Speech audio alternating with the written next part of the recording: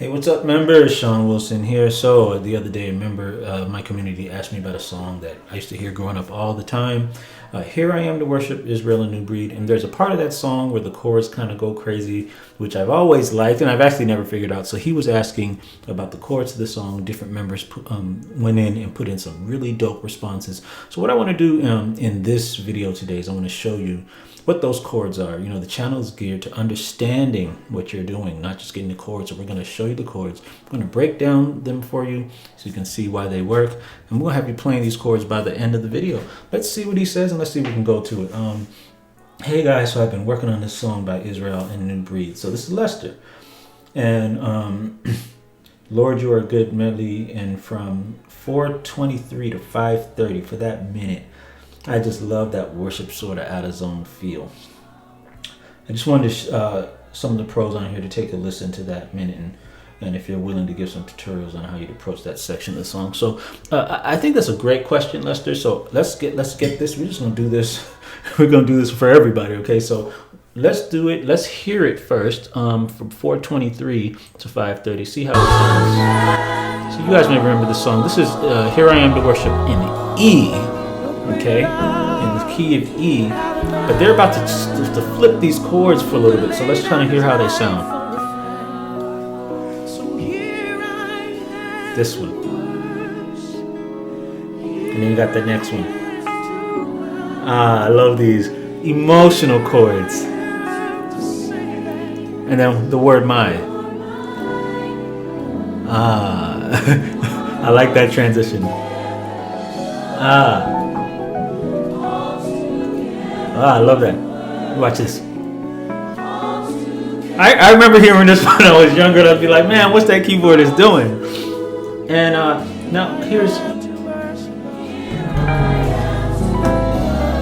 See, now check this out, guys, man. And when I used to listen to that, I used to always think those were so dope. Some of you guys be going for the really, really complicated song. This is actually kind of easy, but it's more important that you learn these kind of chords. So let's go through them. Let's start from that top part there and one by one here.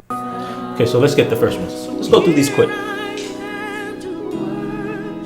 That one right there. Okay, so let me tell you how to form these. These are minor ninths, and some of them are major sevenths, and some of them are minor ninths. So here's how you're going to form your minor ninths. Take that bass note, and you always want to be grounded in the left hand. And the way you ground your left hand for these types of chords is you play a perfect fifth. So I want you to do is I want you to play a C sharp and a G sharp. That's going to be a nice ground. And then what I want you to do is from that C sharp, I want you to count 3 half steps. 1, 2, 3. You went to an E, and so what you're going to do is you're going to play a major 7 on that note. So 1, 2, 3. So you're going to play an E major 7. How do you play major 7? Take the scale 1, 2, and you play 3, 5, and 7. 1, 2, 3, 4, 5, 6, 7. See, even beginners can do this lesson in the left hand ground chord. And what I want you to do is I want you to take that 7th note. I want you to double it. Okay, so double up on this D sharp in the left hand. Okay, so let's do the next one. Let's see if we find that one out. So bow down. We're gonna play a perfect fifth. Count 3. 1, 2, 1, 2, 3. Play a D major 7. 1, 3, 5, 7. Ground it. Double up on this C sharp. Look at that chord. Here I am to worship.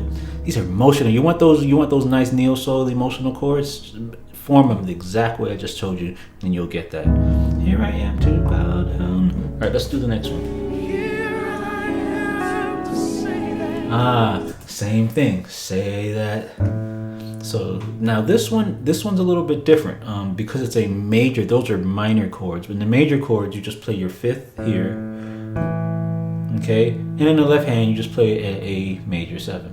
1, 3, 5, 7, and you can double it up. So here's the first chord. Worship.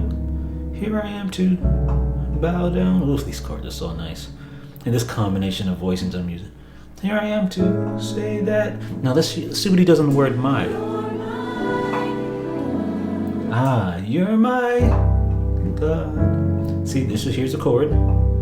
Now, here's the neat thing about this chord, guys. Like, Some of you guys asked about chord substitutions. How do they know what to do on that word my? Well, first of all, on the word my, they are singing one note. They're not harmonizing. They're singing one note. That's going to make it easy for those of you who are wanting to know. If there's only one note on the top and everybody's singing a B, now you've got choices because everybody's singing that B, so you can play any chord that has a B on top and reharmonize that, right? So within reason. if there's no band there, because then you're constricted. But if you're playing by yourself, so check this out. You can go, here I am to worship, here I am to bow down, here I am to say that you're my. You could use this chord here. This is totally different. See how I did this? And it still work. Here I am to worship, here I am to bow down, here I am to say that you're mine. How about that? Now someone's gonna say, well, are you using any kind of rule? Well, right now, I'm just no.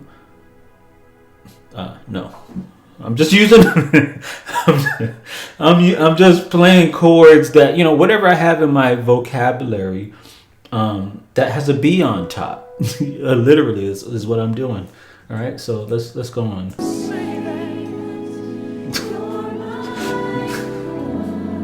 Okay, so the word God. So again, it's a minor 9. So in the left hand, God is a F sharp, ground that, playing a C sharp. Okay, right hand, it's a minor, so I can go 1, 2, 3. So on that A, I'm gonna play a major 7. You're my God. And I said to double up on that note there. So you're my God. Now someone's gonna say, but that's not the chord. Well, the reason why this doesn't work in this case is because the melody, what are they singing? They're singing, you're my God. So God is on the top. And I prefer, some people say put the melody on top. That's true. But I prefer not having a note above the melody because it confuses what the melody should be. Does that make sense? So if I have this, my God, and I have this voicing here, this G sharp is on top of the melody and it can confuse what the melody is. So that's really the reason why it would be better in this particular voicing to leave off this top note. So you're my God. See? But the melody doesn't necessarily have to be on top. You could play it like this. I just don't want a note above the melody, okay? We're giving you guys some good tips today, man. It's off the cuff, folks. I like these videos.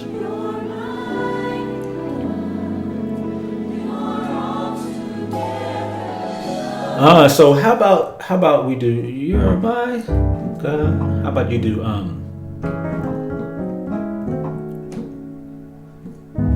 yeah, we'll make that one up, right? Because he's about to go back to the 6. Right? When he goes here, that's to the 6. So the little lick that I did just now,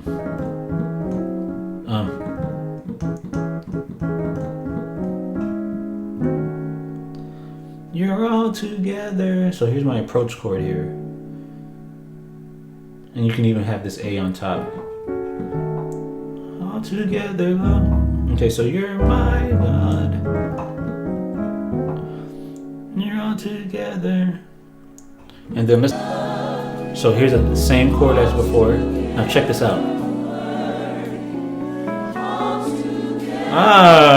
So that, okay, so you're all together, lovely, all together. Ooh, that's nice.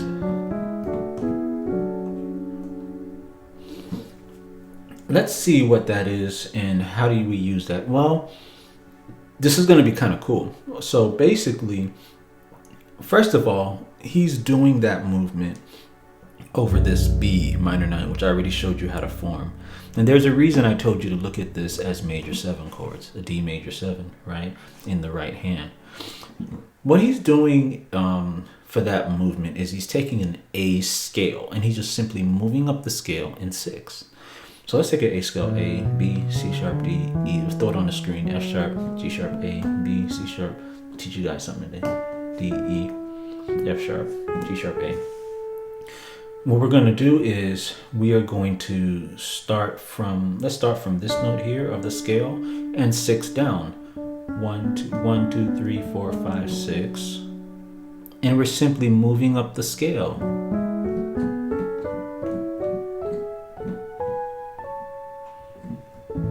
See, so we're moving up the A scale in sixth. Now, in intervals of 6. Now, check this out though.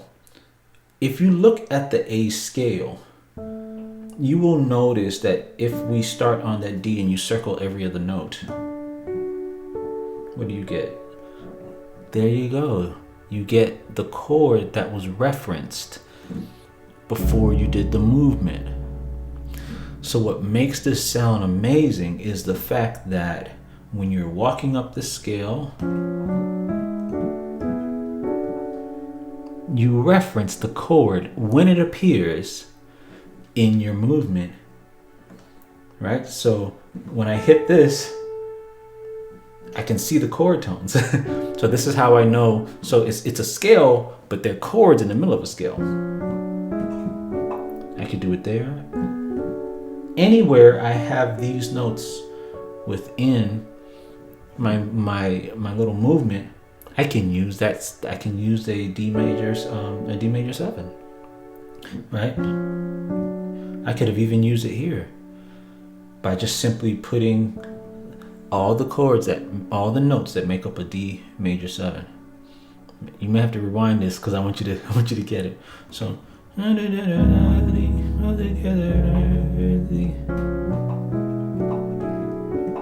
oof. See how that sounds? Going up the scale in 6 and highlighting any time a major 7 appears within the movement. Some cool stuff, and this is what I mean by when we talk about emotional choices. We're asking ourselves what chords will accomplish the feeling that we want. And I was giving you feeling choice because it's your job as a musician not to just play and do chords, but ask yourself, what feeling do I want to create? And that song that I showed you just now was from my community. You know, musicians want to express themselves as they're growing without the fear of being the fear of being criticized. And a part of what we've done as gospel musicians is, you know, as soon as someone gets on, we're trying to crowd around them and see what these people could still be learning. We're not allowing them to develop.